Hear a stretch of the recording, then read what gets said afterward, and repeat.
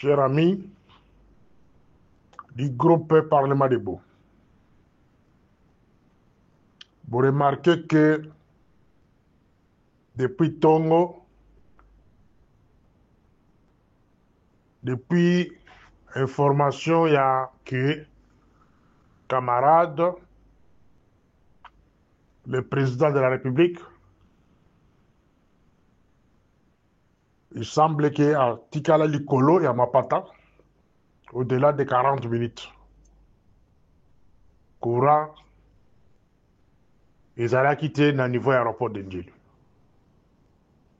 Ce qui vous remarquez bien depuis Tongo, n'a sali commentaire mon côté. Pour ça, là, commentaire n'a genre des histoires. Parfois, ma commentaire me sous école qu'il y a un problème. Surtout, Ngaï, si j'ose parler en profondeur, Batebeli va usanga misala. Et Batebeli va okangama.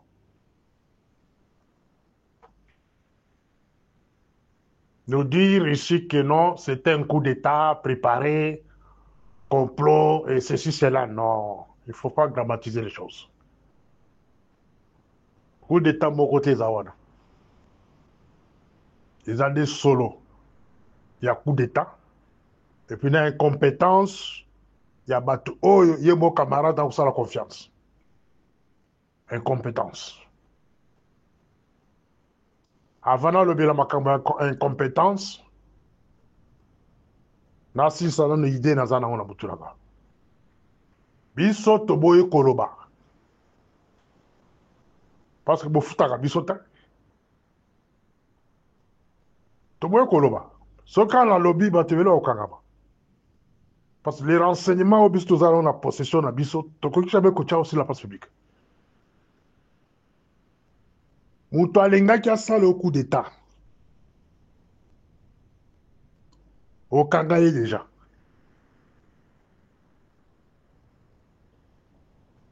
Mutu alengaki faciliter plutôt. Coup d'état na yo wana. Coup d'état ozokobanga siko. Aza libre te. Soki azalaka libre.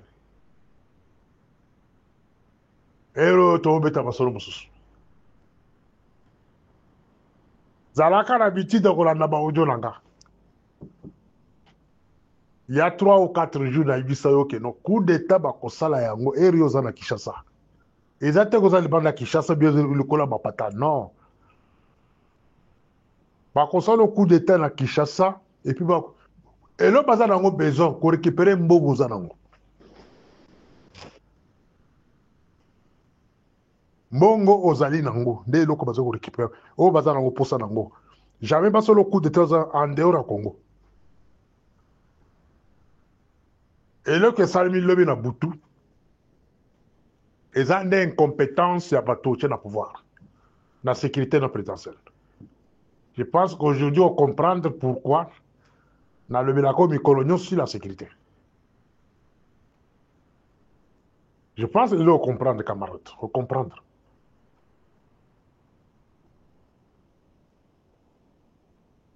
Je prends le cas de ton frère, Jacques Tubanda. Basaka la sécurité, mon cher ami, camarade, le président de la République. Basaka la sécurité.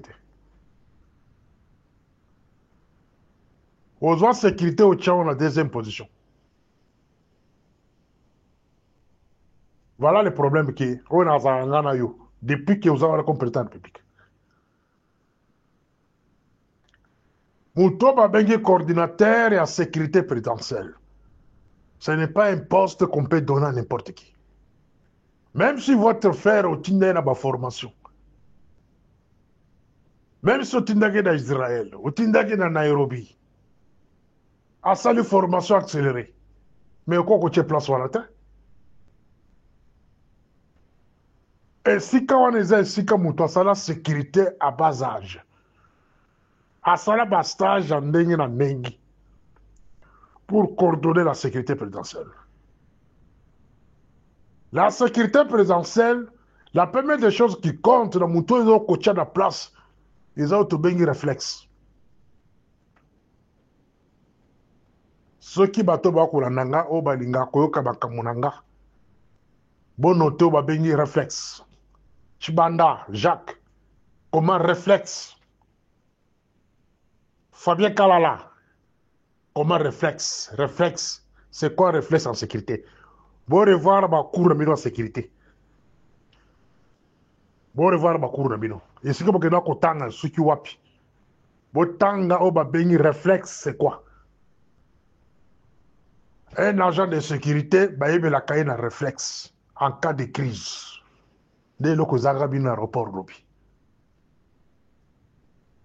Dès lors que Zaga bin aéroport lobby. C'est la sécurité présidentielle et lors que Zaga bin lobby et Zaki réflexe.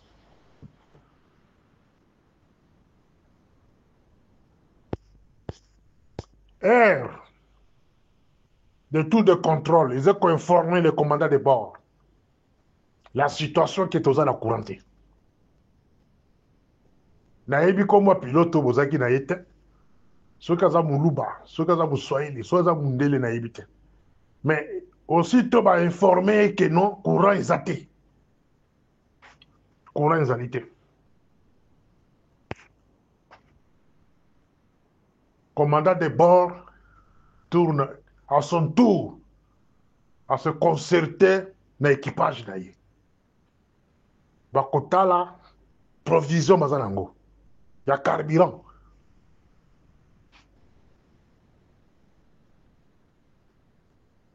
Bakotala, provision. Ce qui est kokiko, qu'on résiste. Et puis, bako passer des évaluations rapides. Dans la sécurité, dans celui de la sécurité. Pour la quota là, pas nous on est dans l'aéroport et qu'on a combien de temps. Il semblerait que courant on est depuis minuit jusqu'à 5 heures du matin.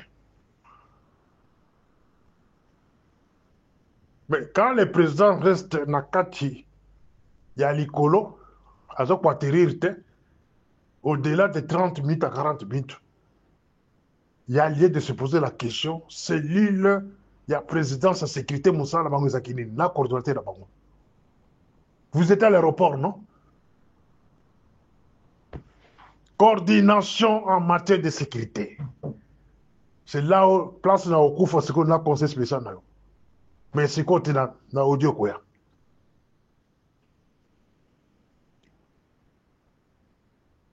C'est l'île, il y a sécurité présidentielle. Moussa la Bino Zakini. Réflexe. Sorti garas à la capitale Bino, dans Ngongawana. Premier réflexe, c'est prendre la communication avec Brazzaville. Ce qui est aéroport de Ndolo, ils allaient dans pas problème d'atterrissage. Je prends la communication dans Brazzaville. Ça, c'est la coordination, il y a présidence. Dans les 10 minutes là, vous montrez que courant est cueilli, et puis vous ne pouvez pas faire atterrir l'avion, il y a chef de l'État pendant qu'il y a Moulili. Avec tout ça, vous avez comme problème dans ces pays-là. Premier réflexe, Nabino, Chibanda, Nakalala. Ils allaient qui ne Solona Brazzaville. Bolsolina commanda, chef de la sécurité présidentielle, il y a Brazzaville. Base à disposition, il y a atterrissage forcé. Kinshasa, Brazzaville, c'est 10 minutes à 15. Alors, elle va 40 à 50 minutes qui a été calé le colo. Pour ça qu'on dramatise les choses. La place des cabrisalités. Et j'insiste, mon tour, il y a le coup d'État. Ou bien qu'on facilite le coup d'État. Au Kangaye, ou bien au Kartaye. N'a pas ça qu'on a été basé belé. Si celui-là était dehors, lobby, héros, bassolé, c'est changeant. Mais tant qu'on s'anticipe pas aux oies de c'est une bonne chose. Mais l'information sur la personne là, c'est insuffisant. Bon, l'information sur lui, comment il allait faciliter les coups d'État? Oui, bien voté. Oui, bien voté. Et il travaille avec qui? Oui, bien voté. Hein? Bon, à la kimia. Ngonga na ne kokite. Ngonga, et kokina noté. Oh, ils ont solo. Il y a coup d'État. Mais ils ont coup d'État. Et tout le monde la sécurité qu'on posait n'importe qui. Quand tu peux s'aboutonner, n'importe qui va poster à l'écoloté. Je pose la question dans la carte en réunion. Il y a Conseil national de sécurité, la CNS. Votre frère Chiban, il est là. Je remarque que non, Azali a un manquement grave dans Moussala Naye. Est-ce qu'il a reproché en tant que collègue? Parce que si il a reproché de qu'on a eu la carte de sécurité, c'est ma mort. Il est capable de se venger sur moi et puis au conseil de l'autre côté. Tu as une fragilisation des services de sécurité. Le fait de mettre les membres de votre famille, la chaîne de commandement sécurité, aux autres fragiliser ces services de sécurité. Parce que tout le monde a peur de lui. Batumako bangaye. Mutumako tako sa ba reproche la kati ya ba réunion, bako bazoko bangaye. Yo tagala mutumoko parmi la chaîne de commandement de sécurité. Ou ako reprocher de konayo wala. Nani? Commandant garde républicain. Azo téléphone ya gang repé chima dans téléphone. Ou bien kalala. Hein? Ou bien chef d'état-major. À quoi peut se meeting de prendre de konayo? Hein? Patron de MIAP. Après ce meeting de prendre de konayo. Ou bien AG ya ANR. Après ce meeting de konayo. De prendre de konayo. Yo moko fragiliser service de sécurité. De konayo. De konayo kobomisa yo. Parce que total façon composé et le konayo na bengi coordination de sécurité présidentielle. Et ça sonne.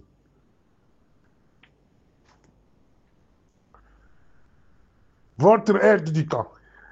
Atanga wapi. Azan l'expérience de la sécurité wapi. Très manipulable.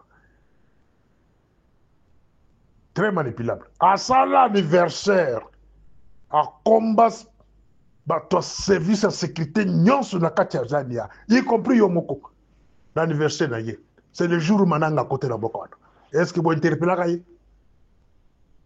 Si réellement fait toi des qui fait à solo, vous interpellez la ye? Dès qu'on a eu Yomoko, organisé fête en Afrique du Sud.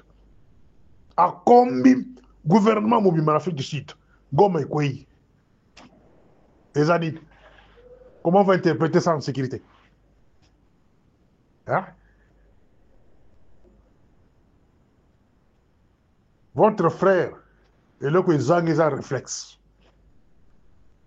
À son niveau, il allait prendre la langue avec les Brazzaville et organiser votre atterrissage en douceur. Au lieu de grammatiser les choses, Kokomi Sabakamona nouveau Tokomi. Maintenant, vous êtes en train d'arrêter même les innocents. Mais la vérité est ailleurs. Vérité Zalibanda. Hein? Rozaka Kalikolo, Bakati Coran, Coran Zate. Coran Katani. Votre frère qui est le coordinateur de la sécurité présidentielle, dans l'équipe, il faut débasser l'autobéni réflexe. Il faudrait pas penser les plans B. Votre équipe d'avance, il y a qu'avant que le président atterrir, Moussala Bango ezali nini. Moussala Bango ezali nini. Il semblerait même que vous voyagez sans équipe d'avance. Vous allez consacrer le pouvoir. Parfois, ils ont battu Kavion, Kakabo, ok, Chine. Équipe d'avance, ils allaient. N'a qu'aux équipe d'avance, ils allaient. La preuve, Yangwana. Ceux qui équipe d'avance, ils sont déjà sur le terrain. Le gars qui va examiner l'anomalie, il y a que courant qui le chef de l'État doit atterrir peut-être dans 30 minutes à 1 heure du temps. Automatiquement, Bazui, plan B. Plan B, c'est appeler Brazzaville pour qu'elle vienne atterrir dans Brazzaville. Ou au cas contraire, Ndolo, ceux qui Ndolo moyens Zalaki. Parce que vous ne pouvez pas nous dire que nos courants qui sont dans Ndolo. Pour terminer, Ojo Oyo, question Mona Kutuna. Vous êtes au pouvoir, ça fait 7 ans. Vous avez moyen qu'on somba groupe électrogène. Groupe électrogène automatique. Oyo, ce qui courait, Katani, malheureusement que paye automatique dans moins de 3 secondes. Vous avez groupe électrogène. Vous avez les panneaux solaires automatiques. Vous avez Yango. Dans le niveau Kinshasa. Aéroport, vous avez un peu international. Quelle honte. En sécurité, tout ça, nous avons la prévention. Voilà, nous avons tout ça. La prévention. Des locaux zangi yo na batuna yo. La prévention. Vous engagez quelqu'un à la présidence, il n'a pas la notion sur la sécurité préventive. En commençant par votre propre frère. Propre frère Nayo Azali na notion ya oba bengi sécurité préventive. Son adjoint Fabien Kalala, la même chose. Réflexe exalité. En cas de crise, ba yebaka agent na réflexe na ye. Azali kokanisa nini. Apanika kate. Courant qui est dans l'aéroport, beaucoup de gens sont innocents, et batu musubi no bokangisi wana. Bonnommé bangu dans l'aéroport, peut-être par complaisance, parce qu'azan de Kouya, frère ya, makangu ya, bon frère, bon monisiko, résultat wana. La première audio, oyo, na lignana soukala no makamba réflexe. Siko toke de la deuxième audio, maintenant na kopesa bango cours. Na kopesa bango cours proprement dit Kalala, Fabien, Nachibana Jacques, Bozo Bakaina Bik. Na kopesa no cours à distance. Morning Star. Chers camarades, membres du groupe Parlement de Bou. Nous commençons d'abord par présenter nos condoléances à la famille du général Mwako. Le général Mwako, il est le commandant de la 3e région militaire basée à Ouvira. Il a été tué par les ennemis que vous connaissez, les Rwandais. Bah, oh, bah, infiltré Rabisso depuis. Liwanaye et Zali sécrété Baboumiye. Ces gens, les Rwandais, au bazar la armée congolaise, bah, on a reproché que non, c'est lui qui est à la base. Il y a Réfi, il y a Tutsi, Rwandais, Oyo, Olivier Kassika, Oyo, Alingaki, ou bah, population, bah, y a Ouvira. Baboumiye. Le général Ekenge, un autre complice, Yabatouti Rwandais, Azali qui travaillait la compte abattoir avec des mensonges. Chaque fois quand il passe pour parler au nom de l'armée, c'est pour parler de mensonges. Bah, militaire, Boké Bissaye. Parce que tout le monde est Kozala. Boké Bissaye. Mes chers amis, membres du groupe Parlement de Go. Naye awa po tobeta basolo. Basolo na ko beta na bino awa. Et qu'on permettre que les Congolais, en général, font la mituna ba. Les Rwandais sont dans la phase de distraction moko impossible. Distraction biso ezali mpo bakóma na objectif na bango. Nakosenga na bino bosala très attention. Ça, je parle plus aux intellectuels. Les intellectuels congolais bofongola mitu na bino.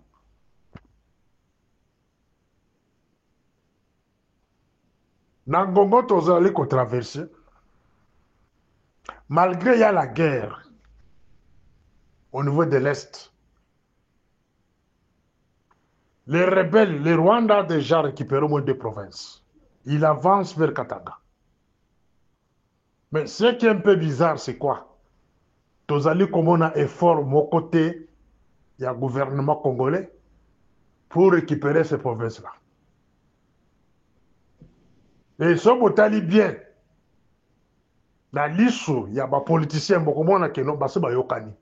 Bino bozonga boana bismeto tikana côté boy. Ou bien bon récupérer côté tikalaki. Dans les cadres, il y a Masolo de Toyokanaki, bozo 3 ou 4 provinces. Cela veut dire Katangana Kisangani et puis Bosuka Plewan. Et ce botali bien, bah massacre et bandits na Ituri na façon que sakanate au nom de ADF. Pour le moment, l'FDLR on parle jamais d'eux. Maintenant, sur les ADF maintenant, que l'armée ougandaise, l'armée professionnelle, l'armée congolaise, soi-disant armée professionnelle, plus de 22 000 militaires à l'est du Congo, plus l'armée ougandaise, mais Bakoki, qu'au délogé des ADF des milices. Depuis 2021, depuis que camarade de Félix Abeng Sakabango, Bamosoube Bakotaka la Bakasi d'Aituri, l'armée ougandaise. Allez-y comprendre que nous basali côté que les Binumboka, la naïveté, bah trouver que vous avez un peuple moi, bah bololé, bah peuple moi, bah kanisakate.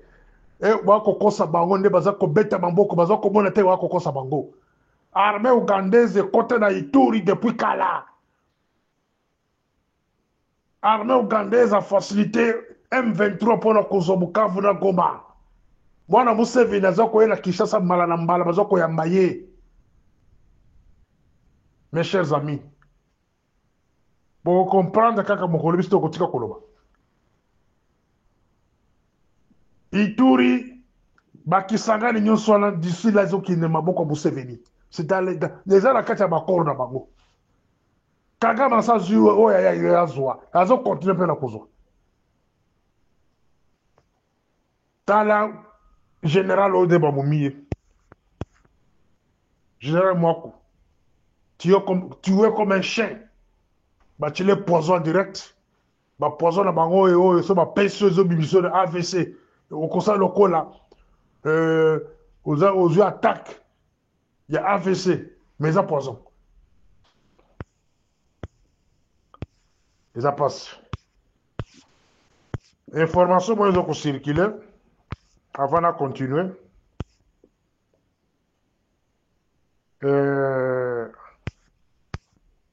information ezocircule balobi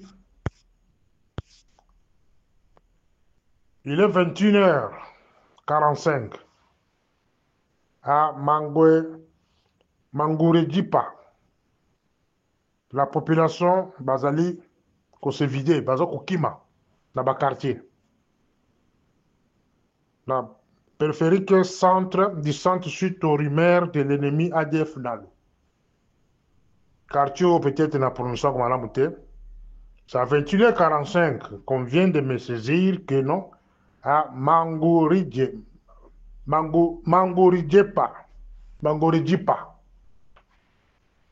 C'est à l'est, à côté de Ituri kuna. Batu bazali kokima, c'est-à-dire d'ici là, bokoyoka na tongo que non, rebelle wakoti kuna.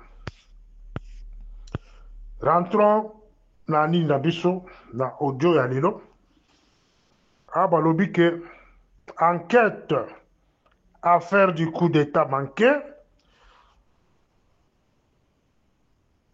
soi-disant l'avion de Tshisekedi Andjili, Jean-Pierre Mbemba visé. Jean-Pierre Mbemba visé par des accusations de complot. La CNS et la conseillère spéciale en charge de la cybersécurité, Lisette Kabanga, demande l'arrestation de Jean-Pierre Bemba.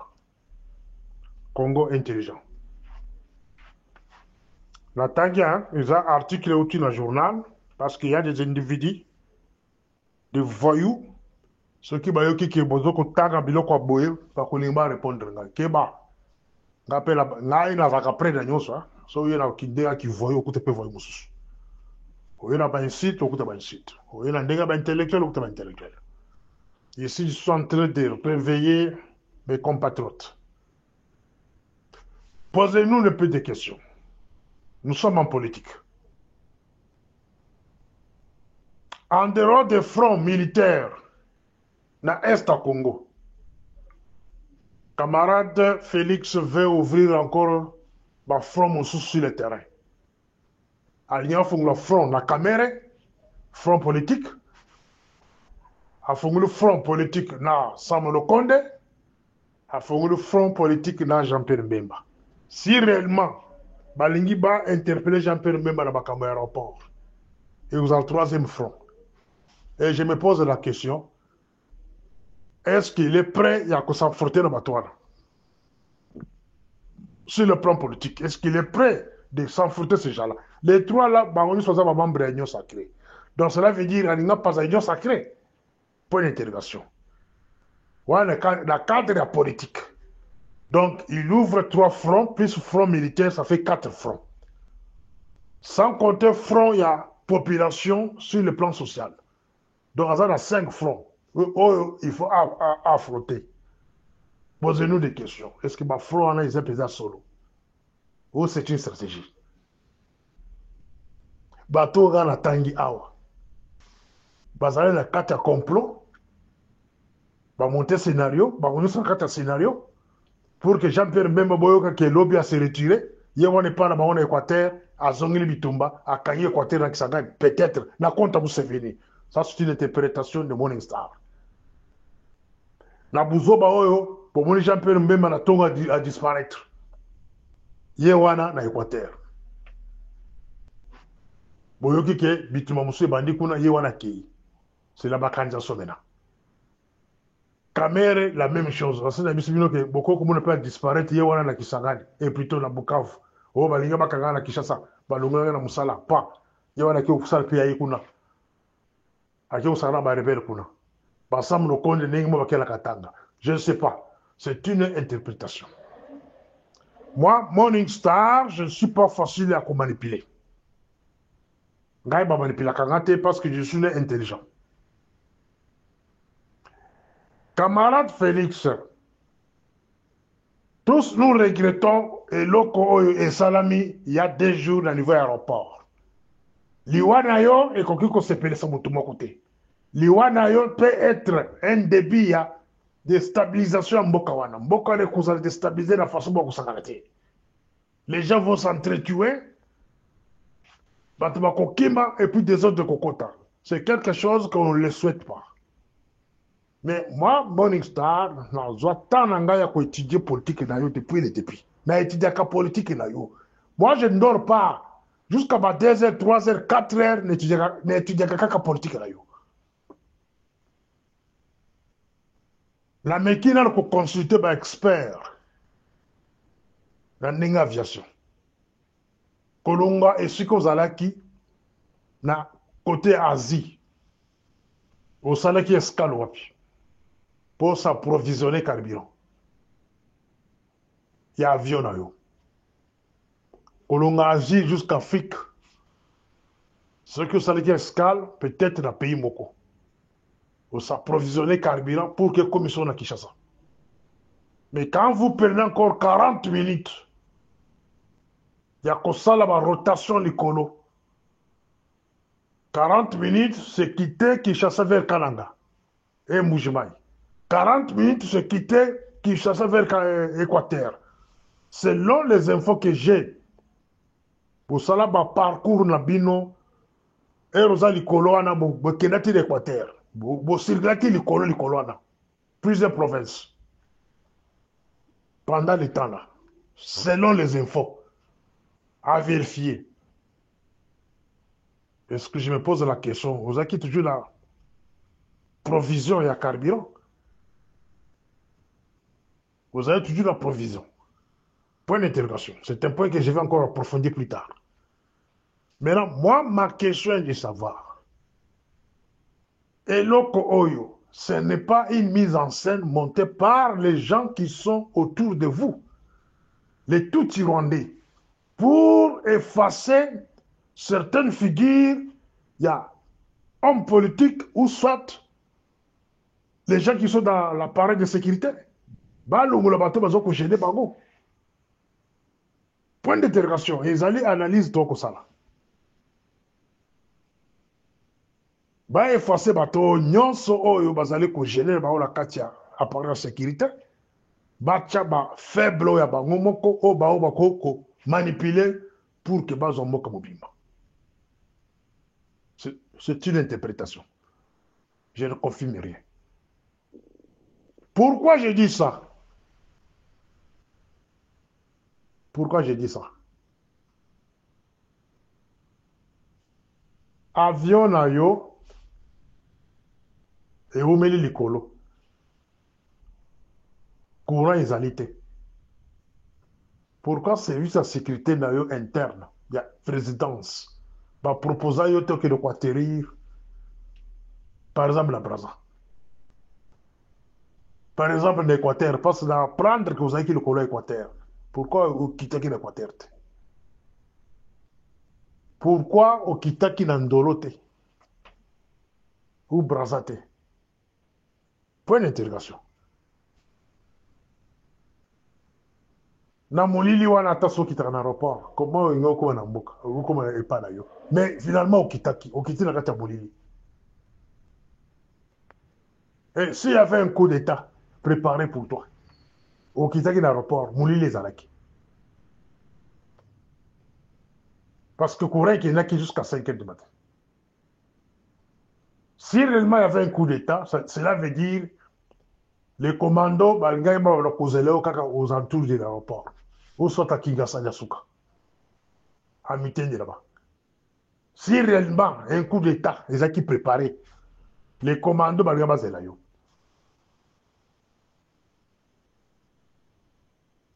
Mais là, les commandants de la garde républicaine, nous avons considéré la sécurité terrestre. Les agents de l'ANER, information de Mazaki Nango avant 1 heure ou 2 heures ou 3 heures ou 6 heures avant. Est-ce que la bulletin d'information là-bas, qui sûr que non, il y avait un suspect, il y avait quelque chose de bizarre qui s'est préparé contre toi? Point d'interrogation. La Katia, garde républicaine aux alliés de service à renseignement, qui collaborent très bien avec les renseignements militaires. Est-ce qu'ils ont eu un renseignement dans ce sens qu'on t'attendait à l'aéroport pour Bassalo Mabé? Et je ne le pense pas. S'il y avait de telles informations, on y a atterri dans Kinshasa, et puis on l'équipe dans le Malembo qui est pas nayo. Donc, thèse à coup d'État est rejetée par Bonistar. Je rejette ça. Je rejette ça dans le sens que j'écarte ça. Parce que rejeter, c'est trop dur. Mais j'écarte ça pour le moment parce que mes enquêtes continuent. Ceux qui ont sur le coup d'État, les militaires ne sont pas sur le coup d'État. Ce ne sont pas des civils. Donc, cessez d'arrêter les civils à l'aéroport. Ce sont des innocents. Parce que dossier à Mananga, chers camarades, au Boumissa Batebele, la dossier à Mananga, les innocents. Tomona ba ko bomba batu na mai, ba ko tire ba innocent na kati ya mai. Na dossier ya Mananga. Daniel Lusadisu, fila l'âge de la mer. Azalaka na mboka na mataka kitaka. Okanga ete. Votre beau-frère Kachantal de la NER et de la DGM. Okanga ete. Parce que il y a facilité qui est entrée à Batoana. Okanga ete. Ou interpellé et pété. Cela montre que Biloko Anaya, coup d'État Mananga, c'était des montages de scénarios mal montés par des amateurs. Donc, à partir de l'expérience à Mananga, tout ce qui est Koya Sima pour corriger dans le sens. nous dire qu'il y avait un coup d'État dans ce sens, organisé à cette époque-là, et aujourd'hui, peut y avoir le coup d'État dans ce sens. Là, qui sont quittés dans l'aéroport. Dans l'aéroport, il y a est-ce qu'on a arrêté des militaires, même dans Zamba, na météo, kuna et puis na Megao, sur Megao, et puis vous sortez dans les Kinshasa na Souka. Est-ce qu'on a arrêté les militaires là-bas? Même dans ces métiers, ça peut même dans les Sabakani, Batukuna. Point d'interrogation. C'est qu'au coup d'État, on va la Oudeni. Il y a qu'un année courant qui dit qu'on a un coup d'État en Guana. À quand le gars qui est là, classe il faut tout comprendre quand même. Donc, Bakatika courant, coup d'État en Guana. Non. Chers camarades, j'ai un très mauvais souvenir. Il y a disparition et avion. Au côté pouvoir, vous mélatez scénario du genre avion bunga. N'a pas responsable à quatre avions. Pas père de famille. Ti le loto mona épave avion en ate. Ti le loto tikala komona même ba mikuwa ya bato bakufa l'avion en ate. Une commission mise en place à cette époque-là, il tikala ko passe une conclusion d'enquête. Parce qu'avion quoi la forêt équatoriale. Avion est quoi soi-disant entre Goma et Kindu. Goma et Kindu, il n'y a pas la forêt là-bas. Ils ont savane. Ceux qui avions quoi, il y a ma place à donner comme on a. Tilelo. Ça fait presque 7 ans, avion monaté. Avion épave monaté. Tilelo. Commission qui est en place, Tilelo, et tu as plus un rapport final. Comment tu vas conduire le sous. Alors, évitons de monter déjà du scénario, au cas où on peut ça, banguna, ce qu'on possibilité, parce que le coup d'état solo. Si c'est dans le sens que vous montez le coyo, monter le coyo dans le sens que vous écartez bateau, la carte appareil armé, appareil à sécurité, je trouve que ce n'est pas une bonne idée. Au même moment que vous allez écarter les gens dans l'appareil de sécurité, dans l'appareil de l'armée, vous allez faire un problème au niveau du Parlement. Au même moment, vous avez un problème dans le Parlement. Au même moment, vous avez un problème dans le Sénat. Au même moment, vous allez encore créer des problèmes avec Jean-Pierre Mbemba. Le conflit nous sont créé par qui? Par qui? Il y a créé un conflit sous forme de scénario. Et plus tard, vous pensez qu'on peut réussir dans le côté. Parce que le peuple a déjà compris que ce que vous faites là, ce sont des scénarios. Ce n'est pas le moment de chercher le conflit avec Améré, ce n'est pas le moment de chercher le conflit avec Samuel Okonde ou l'autre, c'est Jean-Pierre Mbemba. Ce n'est pas le moment. Il y a Koukanga Batu. Sous prétexte que Malgré Bomayo, tennis avion Nicolo. La personne expérience dans exemple, Moko. Carburant ou Otaki Nango la partie Asie Kuna, Ti Kishasa. Au combien de Kishasa, même carburant, on commence à retourner le colo pendant 40 minutes. Il faut tout raisonner. Suivez-moi deuxième audio. Morning Star. Pour comprendre comment gestion, il y a camarade Félix, depuis qu'il est là comme chef de l'État, vous observez armée. Mais audio, on a conseillé là-bas, élite, il y a IDPS. Vous observez seulement armée. Devons comprendre que Bakambo Morning Star, alors Bakami Colonioso, ils ont acharnement sur les camarades. Mais moi, ma lutte, depuis 2019, ils ont basé sur la domination Tutsi et l'influence du RCD, des belgérants. Wana nde lutte à Morning Star. So il est dans ma solo mususu na obenganao. Mukolo on a réussir, il a obtenir la maîtrise sur RCD Goma et MSC. Donc, on va être belgérant. On va avoir prime de guerre en Afrique du Sud, dans cette city. On va continuer à dire par force jusqu'à aujourd'hui. On va maîtriser Batouana dès qu'on a été. Parce que le président Onyo Sakoya, so akuti banyangala katala na ba institution na biso. Président wana ko gérer moko na malamu. Président Nyonso Bakotia place wana ata foyulu, il n'allait pas travailler. Parce qu'il a se retrouvé na ba batuya auto bengi ba belgérant. Bato bazwa mindu qui ont plus de 15 millions sans justice.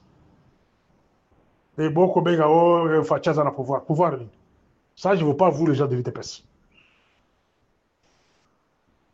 Bato basala armée. O ba militaire, o ba kulananga. Ba ibike importance de l'armée, poste de l'armée, c'est l'inspection. L'inspecteur général Azali Moutou Oyo a contrôlé la logistique et armée. Vous ne pouvez pas acheter des armes dans les bandes à pays ou soit déplacer des armes dans le Congo, à partir du Congo et que par exemple, vous avez à Kinshasa, vous déplacer armement quelconque qui est de Lubumbashi, c'est ça qui est inspecté dans le courant. Bon, qui peut se battre ma grade dans l'armée sans que l'inspecteur général soit au courant. Donc, ce monsieur contrôle tout, il est partout, il contrôle tout le monde. Il contrôle même le chef d'état-major dans le fonctionnement. Poste clé armée, il y a un inspecteur général. Mais notre camarade est arrivé au pouvoir, Moutoumala Mouya Mona, c'est un fort, à Missi. Ancien patron, il y a armée, il y a RCD, désigné par Kagame. Wana ezaki les mots à qui se bino que non, ces pouvoirs ezali à binoté, ils te pêchent. Boyoki, et les mots de Bosso wana. Et les mots à mi balé. Les ministères de la Défense. Bazu vient Gilbert Kabana, Bachewana, beau frère Naï, Azanani, ancien DRCD. Ministère de la Défense. Je pense que au Ghana, ils ont côté bien bien. Malem Malem. Ministère de la Défense. RCD. Kabana Lungwe, Bazu Moutou MSC Bachewana. Nani, Jean-Pierre Mbemba. Baonu se remède. Donc jusque-là, Nino Namitu Nabino, vous devez comprendre que le pouvoir est abinoté. Parce que l'impérium, c'est l'armée. Mais l'armée ici, on y a un tolo, sont des gens qui dictent Museveni, qui benga ya bise que les Tchélan mouton na terre, mouton. Bon, il y a tout le Jean-Pierre Mbemba Lobi. D'ailleurs, mon camarade. Museveni a benga camarade Félix na 12h. Na 12h15, l'armée est continue à Congo na Makasi, na Ituri. Botuna Jean-Pierre, Ouvier Kabanda, Gilbert. Banda armée ougandais est côté na Congo par force. Résultat zanik. Qu'il ne vous trompe pas que nos armées ougandaises est côté na Mbokawana par invitation. Non, bah côté par force. Museveni avait menacé camarade de Félix au téléphone à 12h, à 12h15, l'armée est côté na Makasi. Bazaki est déjà la faute. La frontière. Bilembo yangona ko lakise ke bozaki na pouvoir te. Bilembo mwana. Obedo Basira azaki la Kananga. Comme commandant régional à Kananga.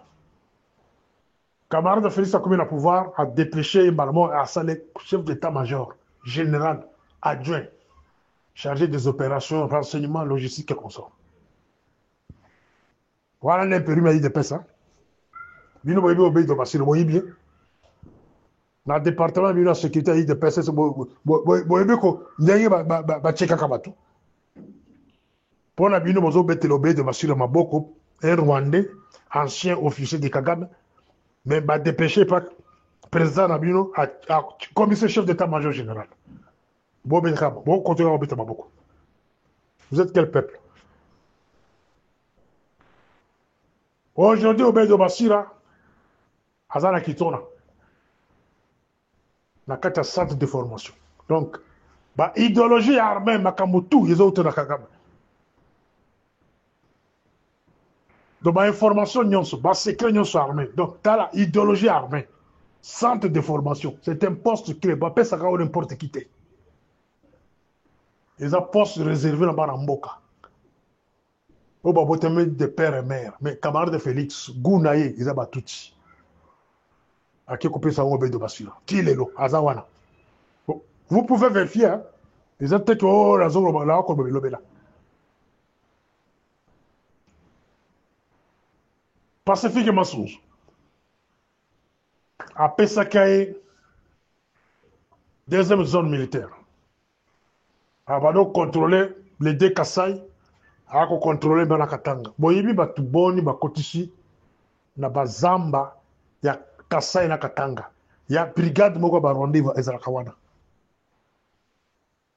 Bato Luisa, Bakomelaka Jamar Kabunda, avant Bakangaye. Bamona Batouana.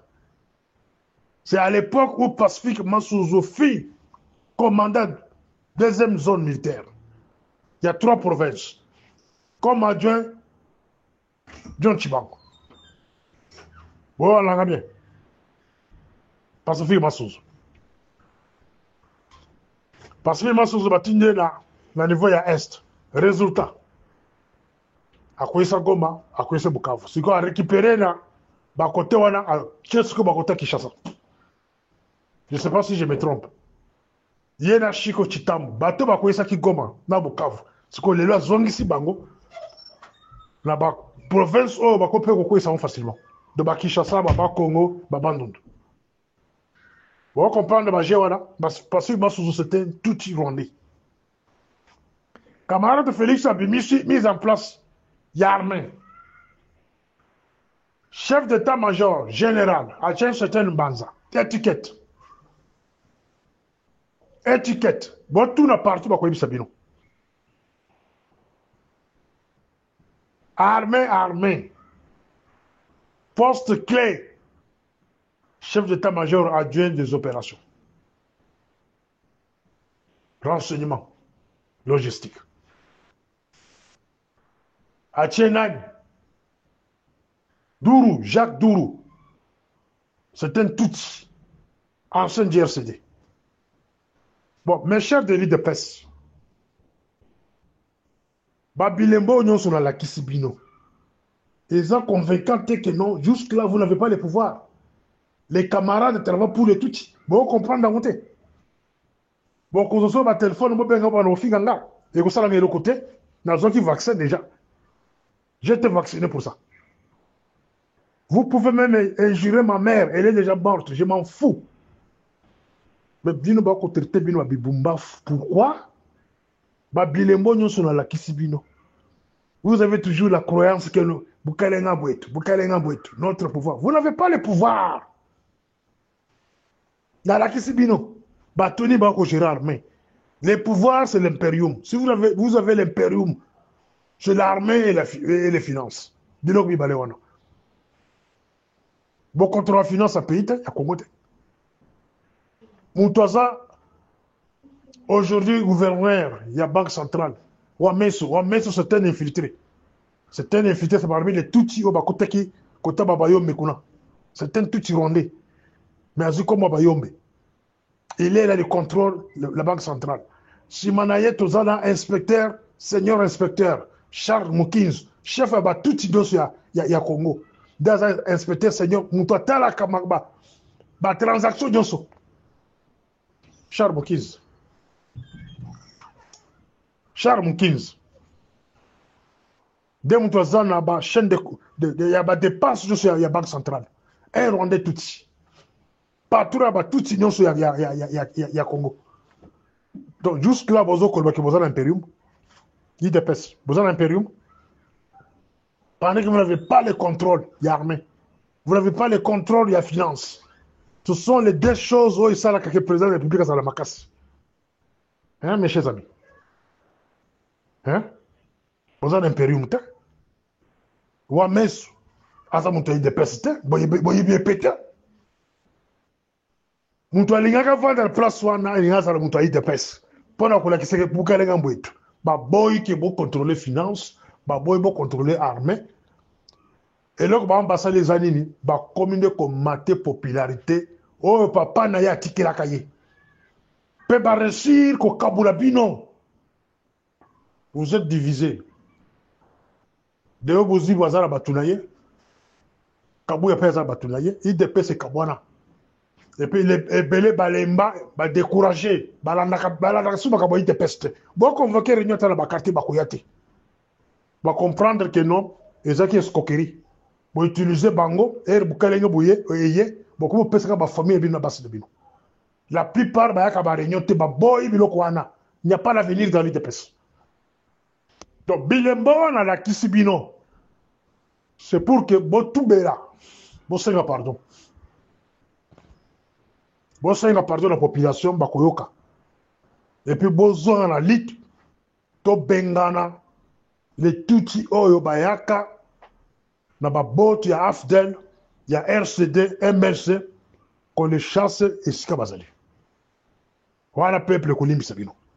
Mais soki bozali ka ko continuer ya ko encourager ba pouvoir oyo so ngeza bukelenga mbwetu mukolo ba dekolo ba mba kota na mboka wana. En tout cas vous êtes les premières victimes ba ko massacrer bino façon mutu moko lobele bino zati. Nous tendons vers ça. Nous tendons vers ça. Na la kisi bino bilembo ya ko la kiseke ces pouvoirs ezali ko appartenir bino eza binoté. C'est pour les Rwandais. Pouvoir oyo ezali ya binoté. Ezali ya binoté.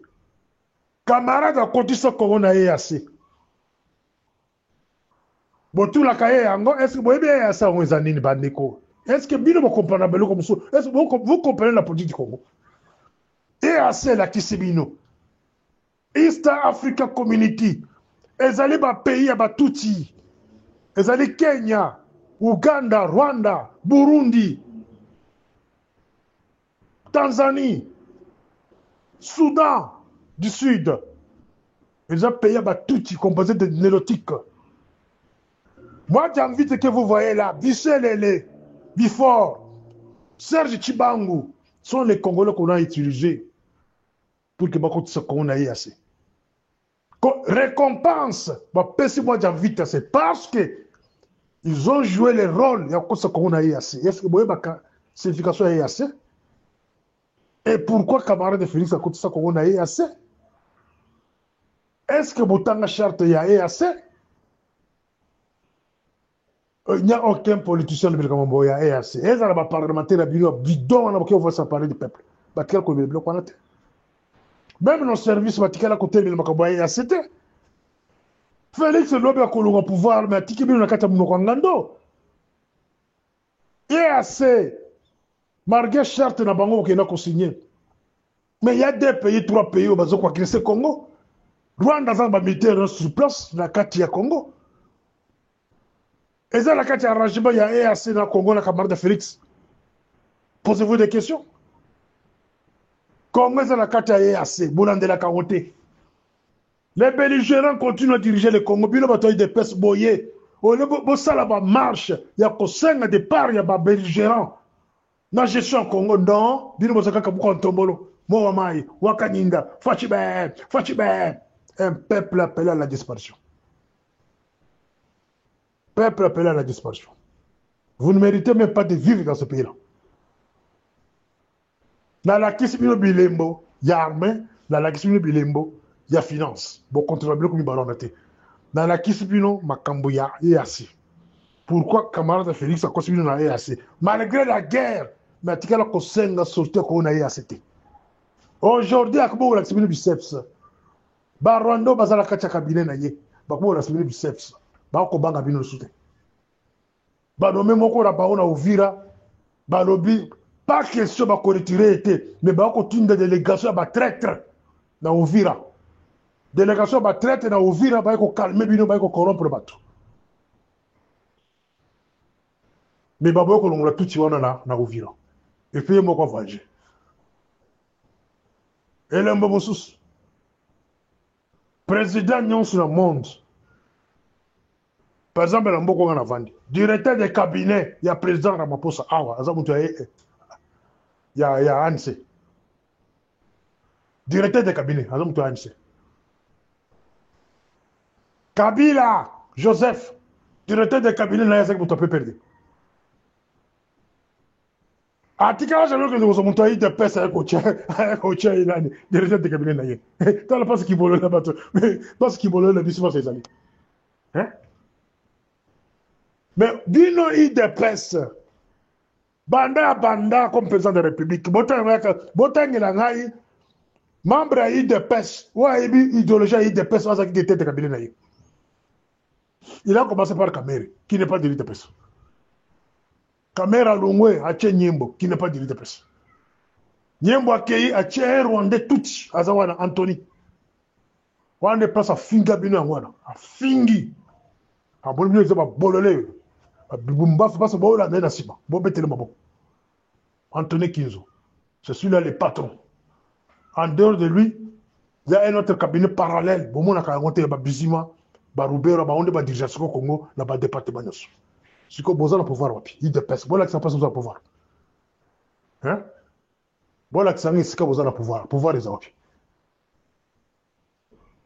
botika la ko betaka maboko ko sima ba drapeau na mo makasi après ba pesi ba 1000 francs 2000 francs 5000 francs parfois 10 000 francs et ko salo no jina pendant que les richesses à Congo ils allaient partager entre les Tutsis et les amis de Félix. Hein? Oui, excusez-moi, les lois n'ont pas choqué Bino. Je ne suis pas venu ici pour vous qu'on puisse me laisser. Pour la choquer Bino. Vous allez na pouvoir te. Vous allez na pouvoir te. Si réellement les camarades de Félix étaient en insécurité,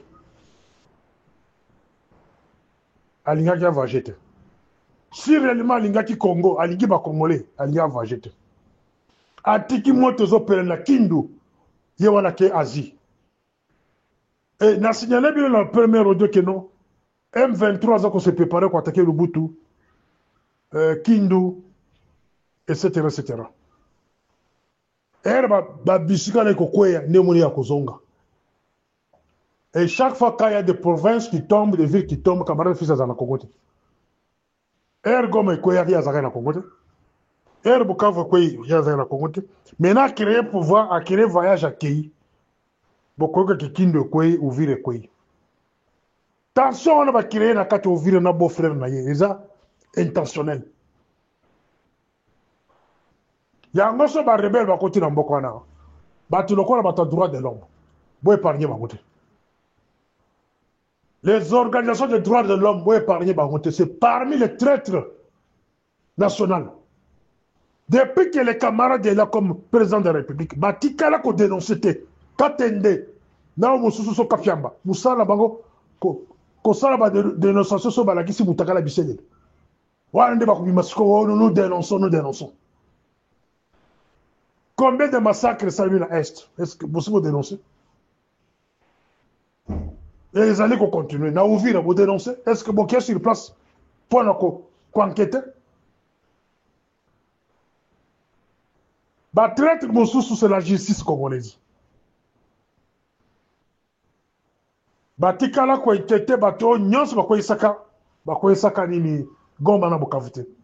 Les vrais commanditaires, bah, to ko isaka Bukavu na goma, bazali. Et ils continuent, il y a ko promoter bango. Bah, ils n'ont ça, bah, la prison. Ils allaient passer. Je pense que l'audio, là, qui capona, c'est venu Bilembo. J'étais venu vous monter de Bilembo. Il y a collecté, vous avez la pouvoir, vous avez la pouvoir, vous avez pardon au peuple congolais. Vous se repentir. Et puis, vous avez la ligne, il y a que Bengara Skoyo, tout Bengara ensemble, les anciens rebelles du RCD et MLC. Il faut les chasser. Bazali Kosala pour la Congo, ils sont là, ils travaillent par procuration pour enrichir les Occidentaux. Donc, Bino Bataille de Pes, force aux Aralango, et Yébana Mokilmobimba, surtout se repentir. Moi, je me suis déjà repenti devant le peuple congolais. Gaba la limisanga déjà. Bino Betikali Bino. N'a pas poussé Bino dans Malé, mais bon, se repentir, bon, c'est un pardon. Tous ont ce qu'on a vrai lit, tout Bengana, les belgérants. C'était mon histoire.